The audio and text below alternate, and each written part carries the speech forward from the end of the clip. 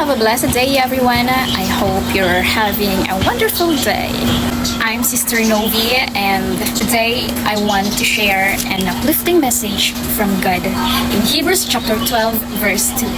It says here, "Let us fix our eyes on Jesus, the author and perfecter of our faith, who for the joy set before him endured the cross, scorning shame, and sat down at the right hand of the throne of God."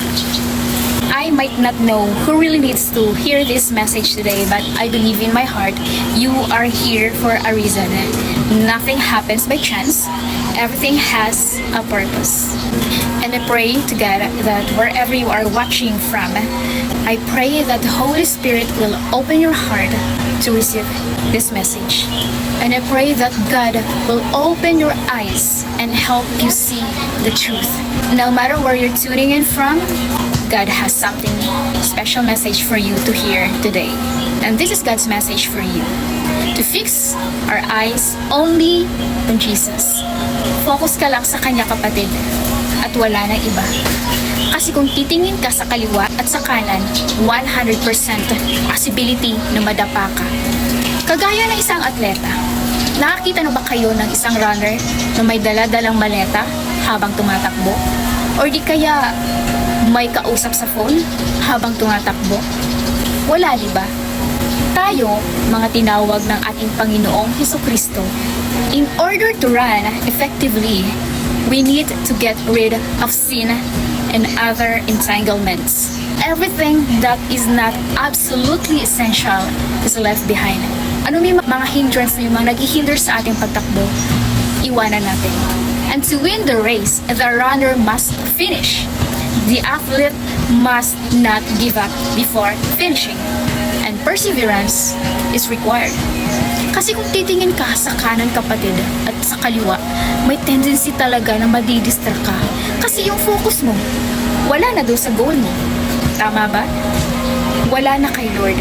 At mapapansin mo, bakit kaya siya binibless ni Lord? At sinasagot yung mga prayers niya. Samantalang ako, heto, nag-e-struggle pa rin sa buhay.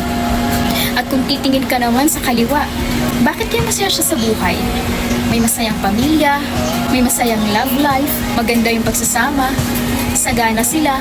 Samantalang ako, namumblema pa rin kung paano mababayaran ang mga bills. Miserable pa rin ang buhay ko. Bakit kaya siya paborito ng lahat? Samantalang ako, wala man lang pumapansin. Or wala man lang nagpapahalaga sa akin. Or wala na yata talaga akong halaga. Ngayon pa lang, itigil mo na lahat yan. Kasi dyan nag-uumpisa makapag-isip ng masama sa kapwa mo. Dyan napapasok ang inggit, ang selos, ang pride, ang pag-iisip ng hindi maganda, at maging dahilan din para matalisod ang kapwa mo. Na-distract ka na, nagkasala ka pa kay Lord. Tandaan mo, kapatid, kapag titingin ka sa tao, matatalisod ka talaga. Kanino ka ba nabubuhay? Para ba sa tao sa paligid mo? O nabubuhay ka para i-please ang ating Panginoon? Kapag umasa ka sa tao, madidisappoint ka lang talaga. Iwala ka sa pangako ng tao, masasaktan ka lang. Pero kapag kay Lord ka tumingin, hindi ka niya bibiguin. Ida-direct niya ang path mo.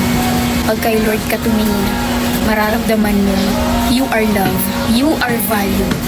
Napakahalaga mo kay Lord at napaka-espesyal mo kay Lord. You are the apple of His eye. Kapag kay Lord ka tumingin, hindi ka niya pababayaan. Hindi mo mararamdaman yung insecurity sa buhay mo. Hindi mo mararamdaman yung inggit, yung pride. Dahil kay Lord pa lang sa pagmamahal niya, mabubusog ka na. At siya pa lang, sapat na at kontento ka na. Pag kay Lord ka tumingin, magkakaroon ka ng peace. Na kahit anong mangyari sa paligid mo, hindi ka niya pababayaan. Dahil paniniwalaan mo, pangahawakan ng pangako niya. Dahil hindi naman lahat, mga kapatid, ay pare-parehas ng journey at walk natin kay Jesus. May mauuna at mahuhuli. May mahuhuli at mauuna. Ang mahalaga, mag-focus ka lang sa kay Jesus. Mag-focus ka lang sa goal mo. Dahil may kanya-kanya tayong takbuhin. Huwag kang tumingin sa kanan at huwag kang tumingin sa kaliwa. Dahil madadapa ka lang. Kaya kapatid, whenever you get discouraged or frustrated, feeling like you want to quit, Fix your eyes on Jesus, and He will give you the strength to finish the race that is marked out for you. Fix your eyes on Jesus. Have a blessed day, everyone!